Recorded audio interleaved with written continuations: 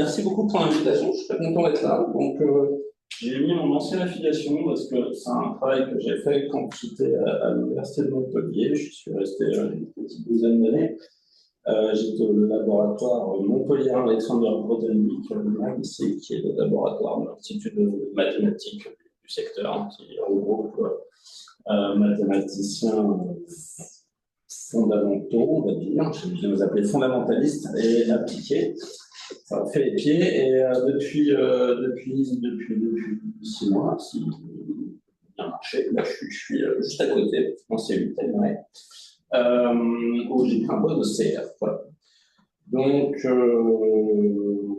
dans ce cadre, j'ai commencé un peu à rencontrer des gens autour, et puis c'est partie de ce programme qui se profile aujourd'hui. Je vais vous parler des adhésions que j'ai fait avec PlantNet. Alors, cette présentation est essentiellement complètement volée d'une présentation de Joseph Fanon, qui était prof à l'Université de Montpellier, qui est maintenant en détachement du MARIA, dans la même équipe qu'Alexis Joly, qui s'appelle Hiroko, qui en a créé, qui sont Alexis Joly, et essentiellement le corps dev de PlantNet, la personne qui a créé PlantNet. Grosse partie des crédits vont aux 3 premières personnes, sans oublier Maximilien Servagent, qui est maître de conf à l'université Paul Valéry, qui est l'équivalent du Mirail ici, c'est la fac de lettres version Montpellier, et qui est en info et qui a fait The Plant Game, si vous connaissez l'écosystème PlantNet. Tanguy et Camille, Tanguy Lefort et Camille Gersin sont 2 étudiants qui travaillent avec les 4 personnes susmentionnées, dont moi. On a co-encadré Tanguy avec Joseph et Alexis, et je vais vous parler essentiellement de ce qu'on a fait ensemble pour les 3 années, et Camille, dont je vais évoquer très rapidement les travaux, et sans oublier, en fait, PlantNet, c'est quand même un projet multidisciplinaire. Il y a vraiment des gens du CIRAL et des écologues, en particulier Pierre Bonnet et Hervé Goyot, qui sont là pour apporter une expertise côté reconnaissance de plantes écologie.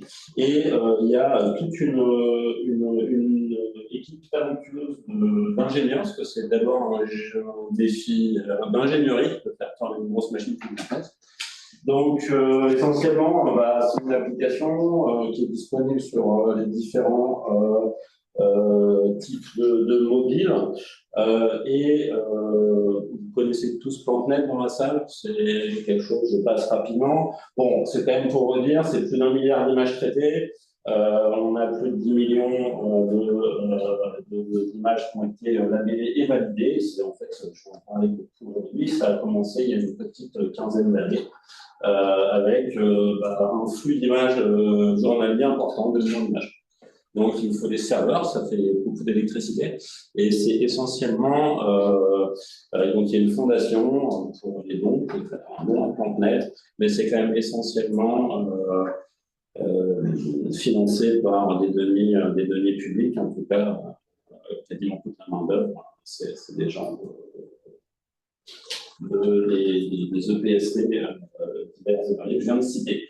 Donc, on peut faire un usage personnel pour regarder les plantes de votre jardin, et puis des usages un peu plus professionnels, de niche, mais avec l'émergence de solutions concurrentes. C'est aussi vers ça que se dirige PlantNet, c'est garder une avance dans une niche d'utilisation pour ne pas se faire bouffer par des applications qui vont être installées de manière built-in sur vos portables, typiquement sous Android. Vous avez Google Lens qui vous fait ça, c'est assez raisonnable. Ok, donc comment ça marche? En tant qu'utilisateur, vous pouvez prendre en photo, faire une acquisition d'images. On a un modèle d'apprentissage, machine learning, IA depuis 6 mois, qui va vous fournir une prédiction et qui va vous la renvoyer. Ce que la prédiction ici va permettre d'être comparé à un échantillon d'apprentissage. Est-ce que échantillons d'apprentissage, échantillons de test, ça part à une majorité d'entre vous? Donc, on est dans une procédure d'apprentissage, c'est-à-dire qu'on veut prédire les labels des plantes. Vous avez une photo, on veut prédire le nom de la petite plante. Alors, évidemment, on ne fait pas tous les noms possibles, on restreint la taxonomie à peu près raisonnable, mais je pense que c'est pas dans 1 million de noms différents, je ne sais pas quel ordre de grandeur, mais enfin, c'est plusieurs dizaines de milliers de noms différents possibles, donc avec une image, il faut prédire un des 10 000 noms possibles. L'idée étant que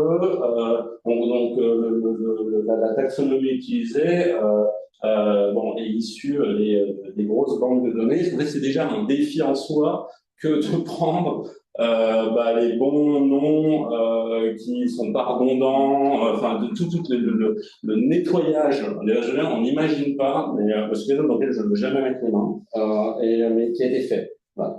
Et l'idée étant qu'une fois que l'algo vous a proposé un certain nombre de solutions, l'utilisateur peut donner son feedback et les valider.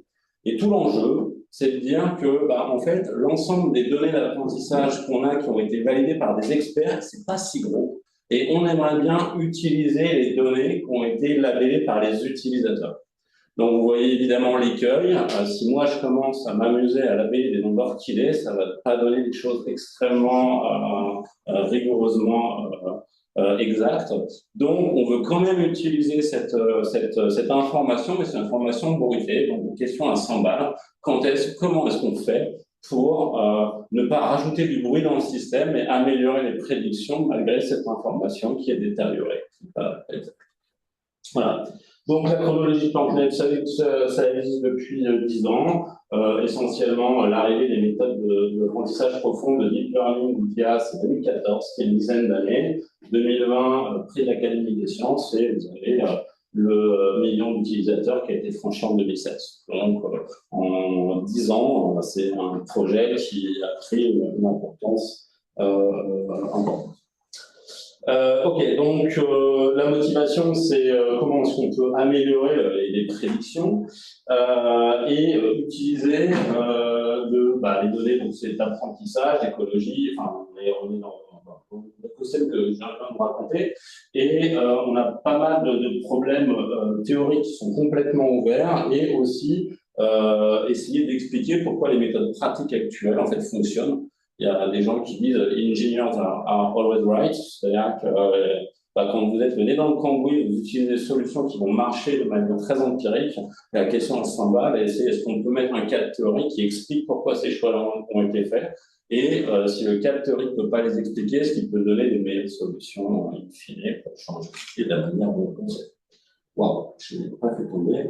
Voilà, donc les pistes de recherche ont été faites. Ça a été d'abord de développer un gros jeu de données où on peut faire du benchmarking des méthodes, c'est-à-dire qu'on va pouvoir, si on fait une nouvelle méthode, pouvoir dire sur ce jeu de données-là, qui est publié, qui est ouvert, donc on comprend comment on a été fait, quelles sont les performances. En gros, comparer les méthodes.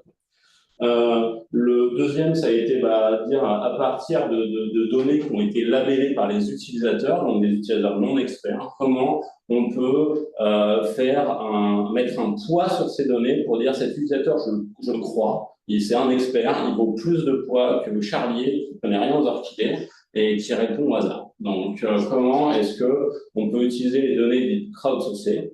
Et le troisième axe, ça a été le top K learning. C'est essentiellement pour vous dire, quand vous fournissez une image, en fait, on va, au lieu de vous dire c'est une rose, on va vous dire on vous donne les 5 plus probables solutions là-dessus. Donc le K, c'est le nombre de solutions qu'on va vous fournir.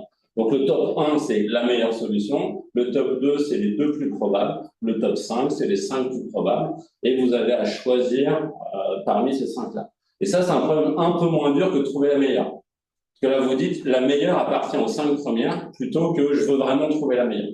Voilà, on relaxe un peu le problème, et ce qu'on espère, c'est que l'utilisateur, c'est un peu une vision semi-automatique. C'est qu'on propose plusieurs solutions à l'utilisateur, l'utilisateur va revalider derrière. Et ça, vous pouvez espérer que c'est mieux fait que de valider juste une option, quoi. Parce que quand même, même en n'étant pas expert, on peut regarder, ah non, ça ressemble plutôt au deuxième, quoi. Et voilà, ça a été quelque chose que... Donc, ça a été, quel est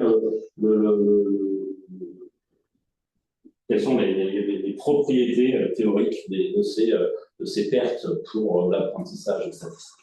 Donc, je vais vous parler un petit peu du jeu de données, parce que c'est quand même en fait assez crucial. C'est que d'habitude, il y a assez peu de jeux de données qui contiennent des données qui sont crowdsourcées. C'est-à-dire que vous avez une image et vous avez plein de gens qui ont donné leur avis sur cette image. Donc, en général, quand vous faites de la reconnaissance d'image, vous avez une image et vous savez si c'est un chien ou un avion ou une chaise ou ça. Et là, ici, il y a la version de l'idée, c'est de dire que, bah, en fait, c'est quelque chose qui est extrêmement maintenant développé, ce type de données. Par exemple, vous avez tous utilisé des CAPTCHA déjà. Vous vous inscrivez sur un site internet, on vous demande de reconnaître les ponts ou les feux rouges, etc. Pourquoi vous faites ça? Vous êtes en train d'enrichir une base de données, en fait. Simplement, c'est vous donnez 10 secondes de temps de cerveau pour améliorer une base de données chez Google et qui va valider déjà leur question. Bah oui, c'est rien n'est gratuit en ce bas monde. Et pourquoi le développeur du site web il fait ça? Parce qu'il dit que c'est une tâche compliquée, qui est difficilement automatisable. Donc les personnes qui arrivent à clouer ce problème, c'est des vrais utilisateurs. Donc tout le monde est gagnant. Le développeur web ne rend que des vrais utilisateurs sur sa plateforme. Et le type qui vous a fourni le service web, eh ben, il améliore sa base de données. Voilà. Donc, pour faire ça, encore une fois, il faut des exemples, des benchmarks pour pouvoir dire, bah, écoutez, je fais une méthode et elle se comporte bien sur tel type de données, bien sur d'autres, etc.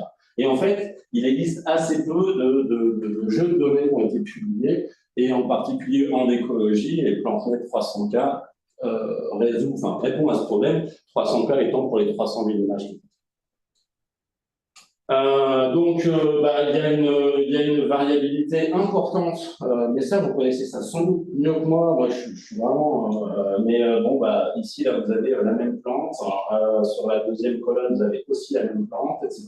Donc, par colonne, c'est à chaque fois le même label. Donc, oui,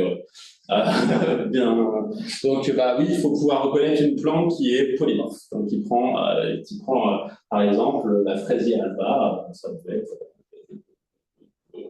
de configuration assez différente. Donc, à l'intérieur de chaque classe, il y a une variabilité importante du type de photos qu'il faut reconnaître. Il y a des ambiguïtés. Par exemple, si vous prenez Cirsium Rivulare et la version Tuberosome, là, il va falloir commencer à être un peu bon pour faire ça. Et même, en fait, les écologues vous disent, avec une photo, on ne peut pas savoir. Il faut pouvoir dire comment est la tige, comment est le port des feuilles. Voilà, il faut des ambiguïtés. Donc, en fait, c'est aussi quelque chose où ce serait bien que les algos puissent dire, bon voilà, vous m'avez filé un truc. Il y a plein de plantes qui ont à peu près la même forme. Est-ce que vous pouvez prendre une photo du tronc? Et pour pouvoir dire, on peut améliorer la séparation entre les deux classes. Donc, divers exemples. On a aussi des biais d'échantillonnage. Donc vous voyez bien que les pays de l'hémisphère nord riches sont surreprésentés. Donc, écoutez, c'est un projet qui est basé à Montpellier. Donc, effectivement, on voit que si on fait un petit tableau de diffusion, ça diffuse bien autour de Montpellier. Donc, Allemagne et France, et l'Europe en particulier, l'Amérique du Nord aussi. Et vous comprenez bien que dans le désert où il n'y a personne, on n'a pas de données. Donc, on suréchantillonne dans assez peu d'endroits, en tout cas des endroits faciles d'accès. Les gens préfèrent prendre en photo ce qui se mange, donc vous allez avoir une surreprésentation de choses. Les gens prennent tout en photo. Donc, c'est des discussions assez, vous imaginez tout ce qu'on peut prendre en photo, sauf qu'en fait, vous envoyez vos coordonnées GPS aussi. Donc, si vous prenez vos plans de en photo, c'est pas très grave. Mais donc, il y a vraiment un première étape de filtrage des requêtes. Il faut vraiment faire ça. Donc, mais imaginons que tout ce qui vient dans le système est à peu près propre. Déjà là, après, vous avez vraiment des enjeux statistiques complexes de classes qui sont mal séparées, de classes qui sont ultra unbalanced, avec très peu de données, beaucoup de données. Bah oui, les choses, enfin les plans qui sont high candy sont plus représentés que celles qui sont un peu moins visuellement sympathiques. Mais bon, ça, tout est une histoire de goût. Et aussi, les petites plantes sont moins présentées que les grosses plantes. Donc, il y a plein de biais de sélection. Et donc, ça rend l'apprentissage délicat. Voilà, je vais vous montrer donc, on a essayé de créer un jeu de données. Enfin, c'est le travail de Camille Garcin et de René Sivoli et de Joseph Salmon particulièrement, de créer un jeu de données qui rend compte des difficultés que vous avez dans PlantNet. Parce que je vous raconte ça, parce que en fait, ce qui se passe, ça c'est la courbe des labels avec les images. Qu'est-ce que ça veut dire cette courbe? Ça veut dire tout à fait concrètement que ici, vous avez 80% des espèces qui représentent seulement 11% des photos.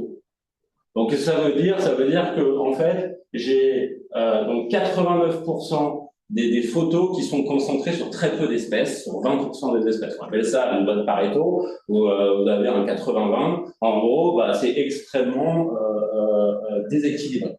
Donc l'idée, c'est que PlantNet 300K, regardez, la répartition des espèces fit la répartition empirique du jeu de données normal. Et si vous comparez à ImageNet, qui est le jeu de données standard pour apprendre à reconnaître une chaise, un chien, un chat, des gens, regardez, c'est une magnifique répartition uniforme. Donc il y a autant de chaises que de chats, que de chiens. Évidemment, c'est plus simple, les algos sont plus balancés et Cyphar 100 aussi, quoi. Voilà. Donc là, l'idée, c'est de dire, on crée un jeu de données qui a les difficultés qui sont propres au problème, et ça existait en fait assez peu. Donc là, vous avez, donc ça fait 32 gigas, c'est téléchargeable sur Zenodo en clic. C'est normalement bien documenté. Il y a un papier qui vient avec. Et je ne tiendrai pas du tout 20 minutes, hein. On est d'accord, ça fait 20 minutes. Donc là, je peux commencer un peu ce qui se passe, et ce qui va nous intéresser, c'est comment on génère un avis de qualité à partir une prédiction de qualité à partir d'avis bruités. Donc ça, c'est si vous avez fait des random forests dans votre vie, bon, c'est ça, les random forests, c'est que vous avez des classifieurs faibles, hein, et à la fin, vous avez un classifieur plus fort. Ouais, mais là, c'est pas la vraie vie. Si vous avez que du classifieur faible, vous ferez une prédiction faible. Mais l'idée, c'est de dire que là, par exemple, sur cette plante-là, vous avez 2 votes, et que, essentiellement, ce qui avait été ce qui a été dit, alors c'est marqué 2 votes, puis en fait, on a marqué 5, mais bon, tous les gens ont l'air de dire qu'il y a consensus. Donc, là, ça peut, c'est pas un problème. Mais bon, les utilisateurs sont non experts, et il y a des fois, il y a plusieurs labels qui sont proposés.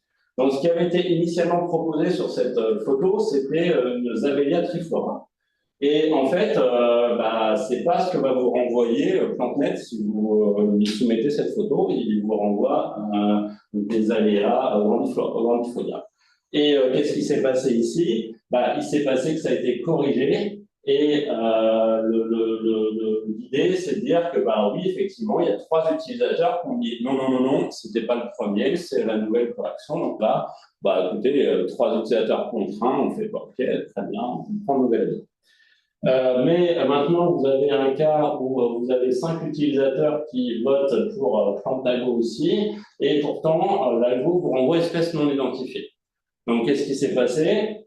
Il s'est passé que la majorité, en fait, là, elle a tort. Donc, si vous prenez un classifieur qui est simplement basé sur le vote majoritaire, vous allez rendre un mauvais avis sur cette plante-là, et évidemment, il y a plein d'exemples qui sont comme ça. Et donc là, je vais essayer de vous expliquer comment on fait, quelle sauce on fait pour que ça soit un peu plus sioux que simplement faire le vote majoritaire. Donc c'est simplement, spoiler, on va mettre des poids sur les avis et on va essayer de se débrouiller pour que les poids soient fonction du niveau d'expertise des gens, avec tout ce qu'on peut dire ça avec les mains, pour que certains votes puissent renverser en quelque sorte la sauce. Donc l'idée ici, c'est de dire que oui, faire des données crowdsourcées, c'est pas très cher parce que c'est les gens qui bossent pour vous, hein, tel du CAPTCHA. Le truc, c'est que vous avez des bruits parce que les gens font ça des fois un peu rapidement, et puis différents expertise. Et puis, les gros problèmes, c'est qu'on n'a pas de théorie et que, en fait, les compagnies qui gèrent beaucoup ce type de données, et il y en a beaucoup, ne publient pas. Donc, ne publient pas les jeux de données en entier, ne publient surtout pas les méthodes qu'ils font. Et donc, en fait, c'est compliqué de se comparer aux différentes méthodes qui peuvent exister. Ok, donc là, je vais vous parler de comment on corrige, comment on pondère le vote majoritaire. Alors, les collègues ont mis des images. Alors, on s'intéresse à plusieurs choses. Donc là, c'est la partie un peu plus technique. C'est maintenant qu'il faut un peu respirer, mais ça va bien se passer. Bon, il y a différentes classes. Ça, c'est toutes les espèces que je veux pouvoir reconnaître. Il y en a grand cas. Il y a les images auxquelles j'ai accès. Ça, c'est les gens qui m'ont envoyé, c'est le jeu de données que j'ai, et on appelle ça l'ensemble d'entraînement. Là, il y a des utilisateurs qui ont donné un avis. Donc ça, c'est tous les utilisateurs. Et chaque utilisateur, si vous me donnez une image, il y a certains utilisateurs qui ont donné un avis.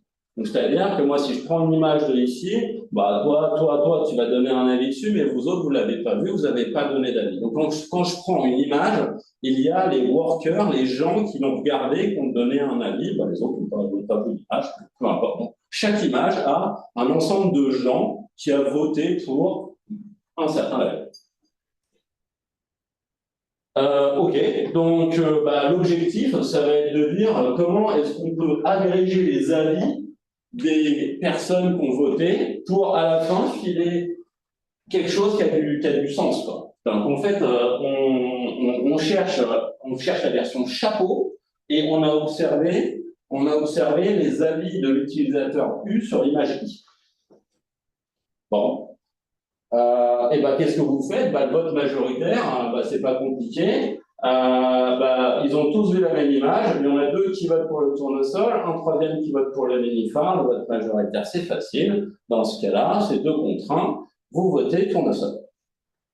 Ça, c'est la formule. La formule, c'est simplement dire que c'est la somme des avis qui ont été donnés. Vous prenez le plus grand, quoi. Bon, si vous n'aimez pas les maths, vous oubliez ça. On s'en fout. Ça veut juste exactement dire qu'on prend le bâton le plus grand, si je peux me permettre. Vous prenez le vote la classe qui a généré le plus d'avis.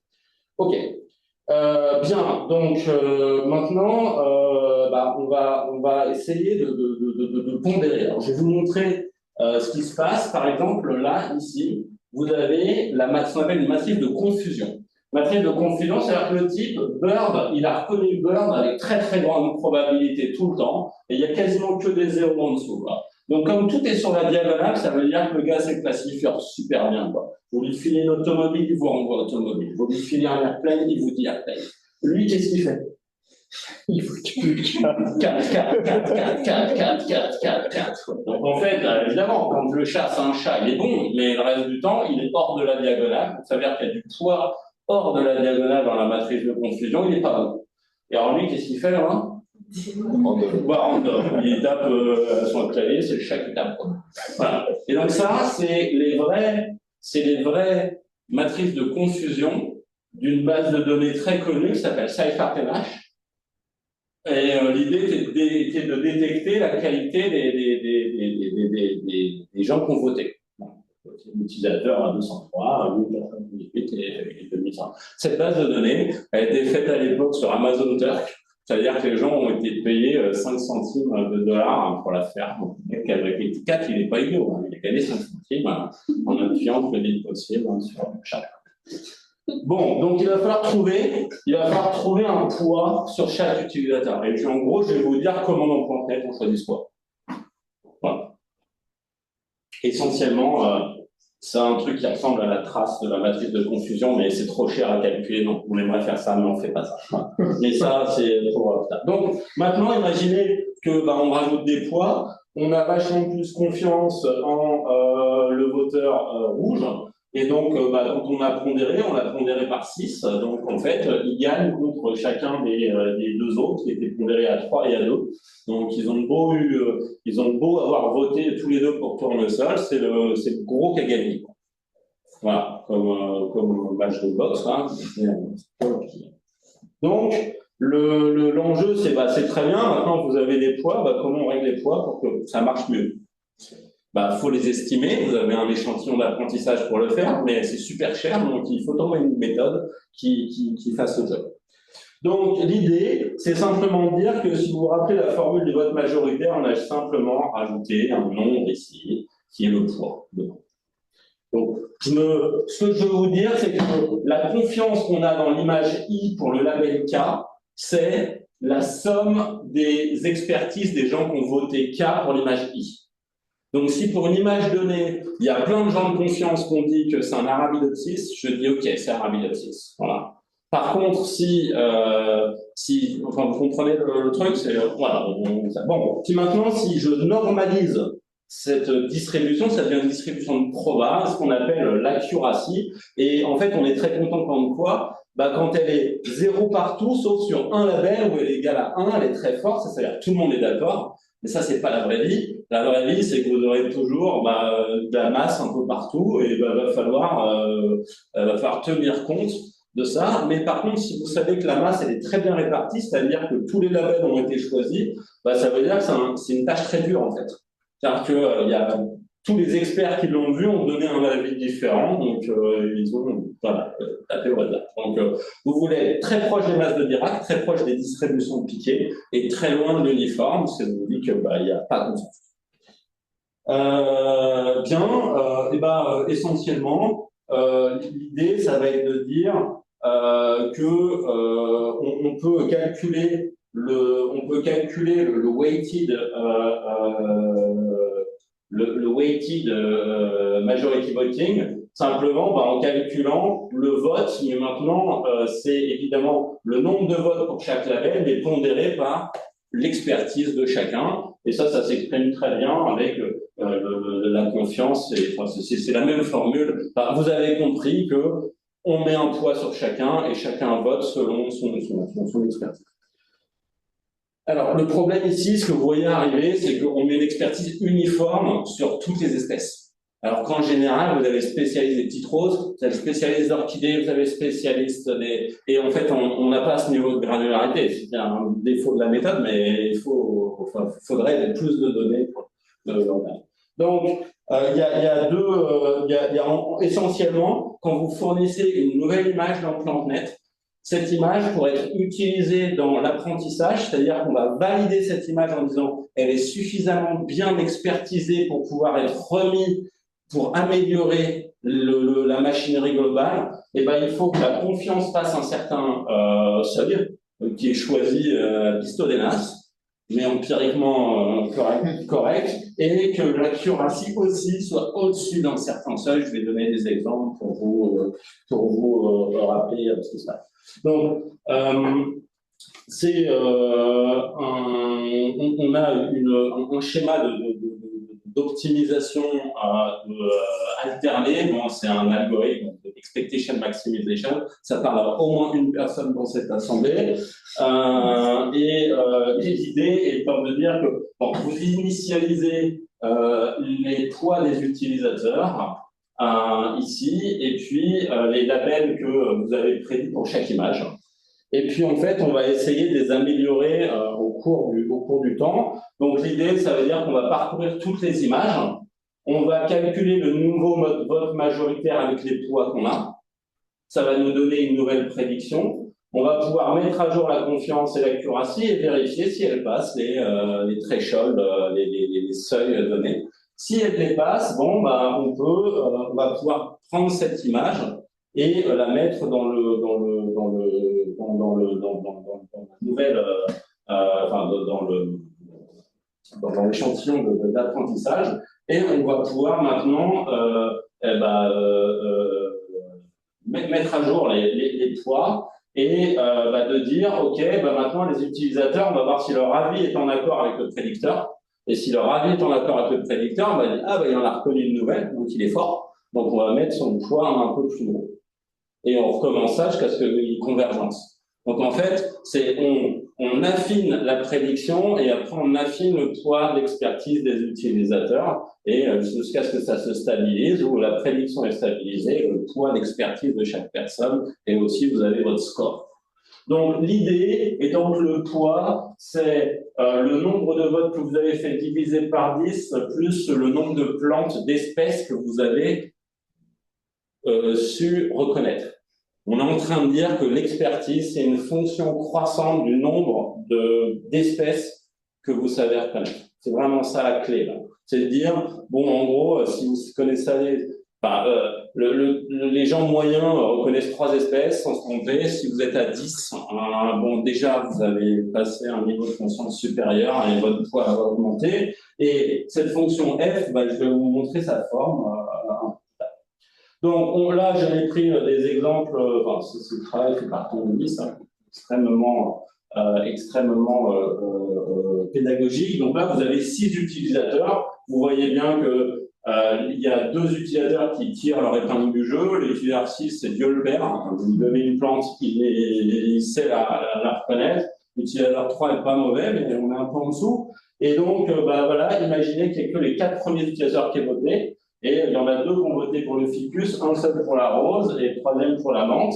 Et en fait, on est content parce que là, ces 2 utilisateurs-là, ils ont suffisamment d'expertise pour pouvoir dire cet avis est valuable. Ça passe le seuil de confiance.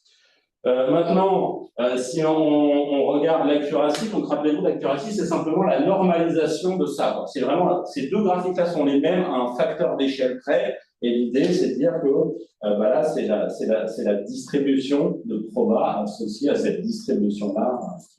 Donc là, vous voyez que ça va jusqu'à 5, et là, ça va que jusqu'à 0,71, ça passe. Et donc là, l'idée, c'est que ça passe le seuil qui est à 0,7, et donc les 2 seuils sont passés. Donc en fait, ces 2 avis, les avis des 4 premiers utilisateurs vont sur le fil. Donc l'idée, c'est de dire, bon, maintenant, imaginez que l'utilisateur 5 rentre dans le jeu, il a un point 1,5, et lui, il vote pour la menthe. Et qu'est-ce qui va se passer? Il va se passer que ça va pas changer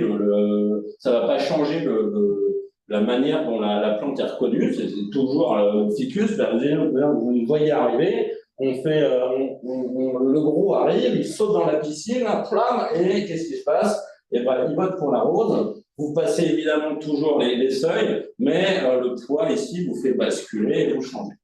Bon, alors le problème, c'est qu'on a des comportements, ils ont observé des comportements pathologiques de gens qui, à partir d'un certain niveau d'expertise, se mettaient à voter random. Donc, en fait, des gens avec qui vous mettiez un poids énorme, c'est-à-dire qui pouvaient changer le label de certaines photos et qui se mettaient à avoir en gros, il y a une correction manuelle. Je ne sais pas si vous avez vu tout à l'heure, le changement, il a été fait par quelqu'un qui est quelqu'un qui peut changer à la main les labels de chaque plante. Et donc, en fait, quand vous faites du crowdsourcing, vous avez des comportements dits antagonistes ou adversariaux, en mauvais français, de gens qui vont attaquer le système, c'est-à-dire qui vont mettre du bruit dans le système. Et il vous faut une stratégie de robustesse. Et ça, c'est systématique. C'est-à-dire, vous mettez un forum, il se remplit de garbage. C'est comme ça, c'est la vie d'Internet. Donc, vous mettez un service gratuit, et il y a des gens qui vont l'attaquer. Donc, il faut, c'est pas, vous pouvez dire on est au pays des plantes et que des gens, non, des gens. Et le pire, c'est la gamification. C'est-à-dire que vous mettez un vous faites un jeu. Vous dites, bon, bah, les gens ils vont être plus, ils vont plus utiliser mon système si je mets des fausses récompenses, des badges, et puis je fais un ranking. Je leur donne un tableau de ça. Et ça rend con. Les gens sont prêts à tout pour gagner un truc. Non, mais ça rend vraiment con. C'est-à-dire que, non, mais à tel point, vous connaissez les challenges Kaggle? Ouais. Challenge Kaggle, c'est en machine learning, c'est la meilleure méthode à gagner. Il donne plus le ranking, il vous dit que vous êtes dans les 10 premiers. Parce que sinon, le deuxième, il devient fou, il veut être premier et il est prêt à tout. Et donc, en fait, au lieu d'améliorer sa méthode, il se met à vouloir. Il y aurait des intéressants problèmes en sociologie, en comportement humain, quoi, réellement. Donc, comment est-ce que votre score augmente? Votre score augmente de cette manière-là. C'est une fonction, c'est des paramètres. Donc, n, c'est le nombre d'espèces que vous avez identifiées. Donc, et c'est mis à certains coefficients, à 0,5, 0,2, peu importe. En gros, au début, ça monte vite, et puis après, pour gagner des points d'expérience, évidemment, c'est plus dur. Enfin, vous êtes meilleur, donc comme vous êtes meilleur, vous vous affinez, donc il faut compenser ça, et donc la pente se simplifie. Et essentiellement, le seuil de confiance où vous pouvez commencer, alors je ne sais plus exactement ce que ça veut dire ça, je ne vais pas vous dire de bêtises, mais c'est, on a fait un zoom, c'est quand vous en reconnaissez 8, quoi, à peu près. On estime que vous commencez à... Alors, je pense que c'est un truc d'auto-label. C'est-à-dire que s'il n'y a eu aucun vote sur l'image et que vous avez un certain niveau d'expertise, vous avez le droit de dire cette plante, c'est une orchidée, machin. Et c'est ça les problèmes, c'est que les gens ont vu la faille là. C'est-à-dire que pour se faire monter son ranking, c'était facile. Tu prenais une image que personne n'avait labellée, puis tu mettais trèfle. Et puis, si tu as un niveau de confiance était suffisamment bon, c'était validé. Et donc, tu avais reconnu une nouvelle espèce. Et donc, vous voyez bien, le gars qui a compris ça, celui a fait sa soirée, et il a gagné 3 places. Voilà, c'est ce qui s'est passé. Donc, il y a d'autres stratégies. En général, le vote majoritaire est quelque chose de simple. Vous voyez bien, vous avez plusieurs avis, vous pouvez choisir. Parce que il suffit de compter les avis, et alors le problème c'est qu'on dit égalité, ça peut pas me poser de problème. Et le problème de vote majoritaire, c'est que si vous avez peu, ça marche très bien symptotiquement, c'est-à-dire que, évidemment, si vous avez 55 avis sur chaque photo, le vote majoritaire fera un boulot raisonnable. La vie, c'est pas ça. La vie, c'est que vous avez énormément d'espèces ou avec qu'une seule photo ou pas renseignées. Donc, il faut essayer de compenser ça. Worker Agreement with Aggregate, donc c'est une procédure en 2 étapes. Vous faites un vote majoritaire et le poids des utilisateurs va être fonction de comment ils adhèrent à la majorité. Donc, est-ce que vous renforcez, est-ce que en fait vous vous écartez du consensus, quoi. Ouais. Ok, c'est bien, je suis pas mal. Et puis, Inaturalist, vous connaissez Inaturalist? Bon, qui fait essentiellement un peu la même chose. Là, il valide quand vous avez 2/3 des utilisateurs qui sont d'accord. Voilà, c'est le vote majoritaire, mais un peu comme au Sénat, quoi. Vous la voyez pas, vous la voyez pas, c'est vous donnez une marge. Qu'est-ce que je veux dire là-dedans? Oui, je veux dire qu'il y a beaucoup d'observations. Il y en a peu labellés par des experts, c'est des shell logs à chaque fois. Donc, c'est paraît gros, mais c'est un log, hein. C'est tout petit, il faut juste que ça soit visible. Et puis après, il y en a ceux qui n'ont qu'un seul vote. Donc, en fait, si vous voulez mettre dans votre échantillon d'apprentissage, vous avez envie que ça soit des experts, parce que c'est de bonne qualité, vous avez envie qu'il y ait plusieurs votes, et vous avez envie qu'en plus ils soient d'accord. Vous n'avez plus personne, en fait. Voilà, c'est ça votre problème dans la vie, quoi. C'est que vous partiez de 6 millions et vous arrivez à un machin qui est de l'ordre de 10 000, quoi. Donc, vous avez très peu d'images qui sont très bien labellées. Voilà. Donc, c'est ça.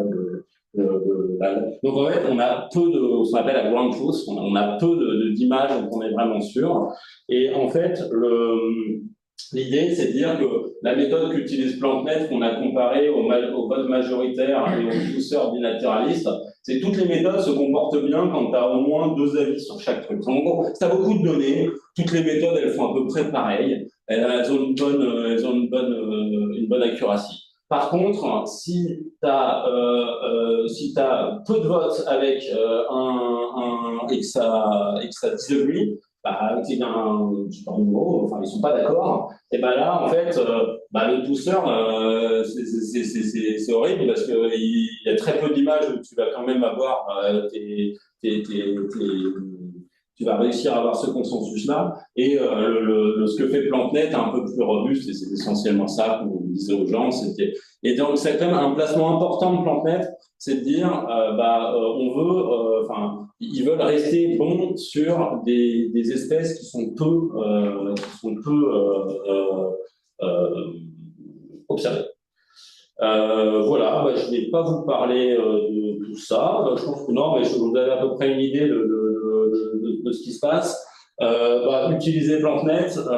PlantGame tourne encore, même si l'architecture est un peu a pas bougé depuis 5 ou 6 ans, mais donc vous pouvez justement essayer. L'idée, c'est de mettre on a des photos qui sont pas labellées ou mal labellées, essayer de les proposer aux gens qui sont un peu experts sous forme de jeu pour améliorer la classification sur ces parties du jeu de données qui sont peu visitées, quoi, pour pouvoir les remettre dans l'échantillon d'apprentissage. Écoutez, je vous remercie de votre attention.